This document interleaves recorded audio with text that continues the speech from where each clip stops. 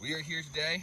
We're going to be performing a repair on this roof here. So as you can see, we've got damaged valley metal from hail, but we've also got a shingle here along the valley metals that has wind damage here. So you can see two double laminated pieces missing off of this shingle from the wind. So what we're going to be attempting to do today is repair this shingle, remove it, replace it with a new one, and then drive nails in to secure it back down. So anytime I'm replacing a shingle on a roof, the first thing I'm going to have to do is come through and unseal the shingle that I'm going to be removing, obviously, and then I need to come up to the course above it and the course above that to unseal those shingles. So this shingle, the damaged shingle, runs two courses up, which means it's driven in by nails here and here. So I need to unseal both courses in order to be able to access all the nails. Just going to come through here.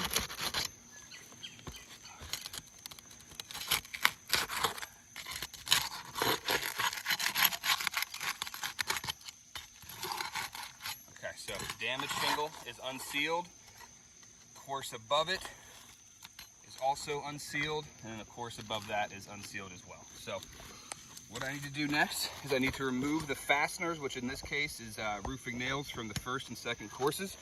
So I need to lift these shingles up to identify where those nails are, and then one by one come through.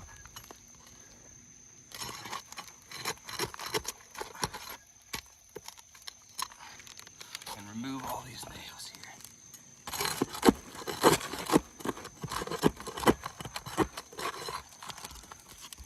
Some of them are going to be a little more stubborn.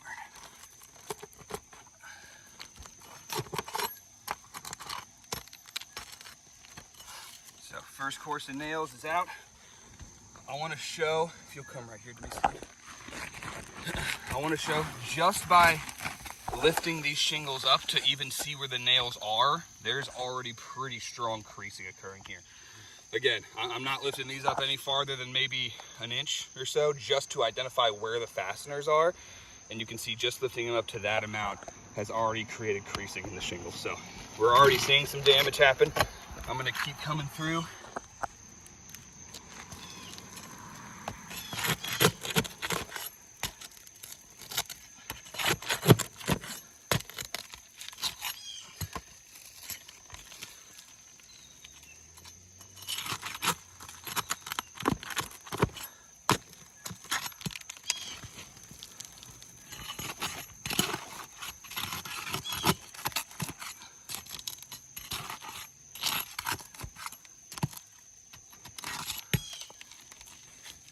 See?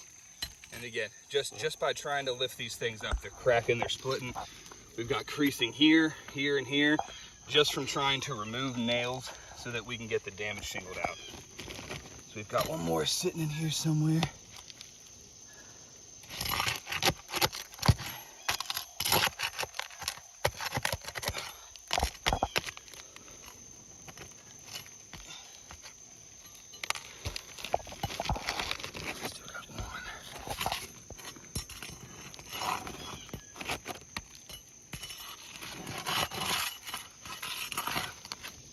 Again, see, I'm just trying to lift these up ever so slightly, just so I can identify where the nails are.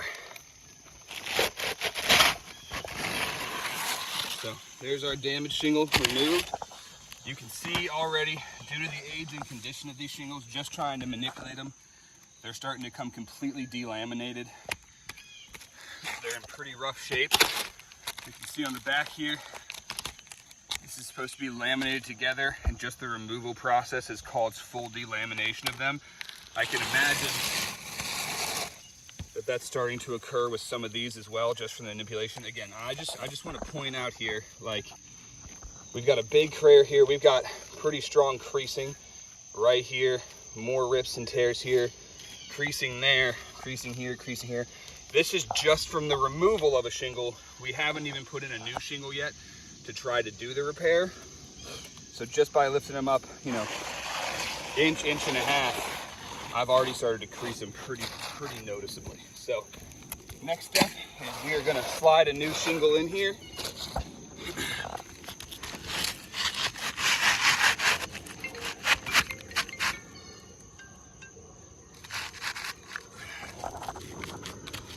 Obviously, when I'm done, I'm going to trim this shingle to fit in this valley here, but I'm going to get it in place first.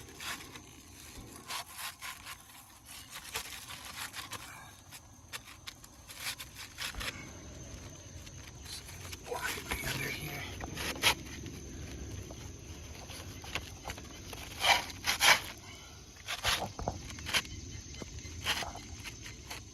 There we go. Okay, so new shingle is in place. So what I need to do now is come back through. I'm going to put this in my pocket for a minute here for now. I've got to re-secure this new shingle, okay, which means with new nails, I've got to come through and refasten our replacement shingle. Now, in order to do this, I will have to lift up the shingles above it, right? Put it below your foot or something. Gotcha. In order to secure this new shingle, what needs to be done is new nails need to be driven into underneath the first and second courses, okay? In order to do that, I have to lift the shingle up high enough to get a nail and a hammer underneath to drive nails in perpendicular, okay? So I'm gonna walk through kind of what that looks like here. So if I come up underneath here, and I'm gonna be looking to drive this nail in, right? I need to drive this nail in perpendicular, meaning straight up and down. If I drive this nail in at an angle, if I drive it in like this, it will allow a space around the nail head for water to collect, travel down the shaft of the nail, and it will create a leak down the road, right? So I need to make sure that I'm driving them in perpendicularly, which means I need to get the shingle lifted up to at least here, just to get a hammer underneath, okay? Again, I cannot drive them in per manufacturing specifications. I cannot drive nails in at an angle. The nail head has to be flush with the nailing strip below it, okay? So I've got to get the shingle up to at least here just to be able to get a hammer underneath, and then I've got to come up slightly more so I can hammer that nail in, all right? So I'm going to continue that process down the rest of the shingle here. Again, just lifting it up far enough to get a hammer up underneath it, a little bit more so I can actually swing the hammer. We're good. And we can see this creasing that's being caused is just getting worse and worse, right? So I'm gonna keep going down through here.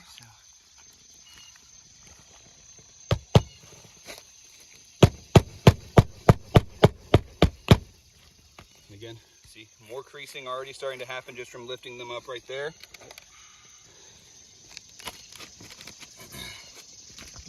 Come back through, gotta replace again. Just trying to lift it, like you can see right now. This is already starting to feel like it might crack or break on me, and I can't even get a hammer up underneath here. So I gotta bring it up a little bit more. Again, to drive nails in perpendicular. So you can see here, that is just causing some very, very noticeable creasing. This rip right here that was caused just by removing the shingle is getting worse and worse as well. But we're gonna continue down the line here to make sure that we properly fasten our new shingle in. Again, just trying to lift this up. It's already ripping on me. I'm really trying not to damage it if possible. You can see all of this damage occurring during this process here.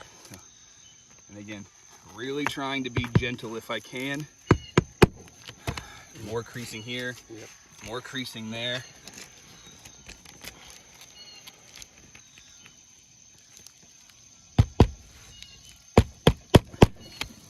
Again, lifting this up, more creasing happening throughout the shingle.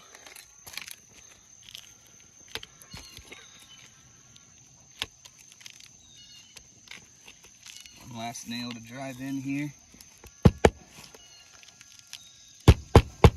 And see, I'm like struggling to get these things in straight because I just don't want to lift the shingle up high enough to where I'm damaging it, but I have to. So now that this new shingle is in place here, I'm just going to dump that in the bag right there for you, Steve.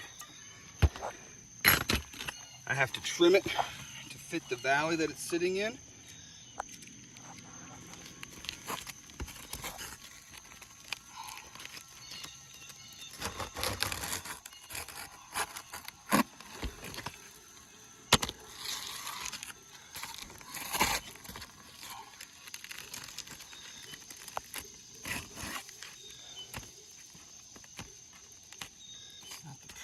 but it'll do.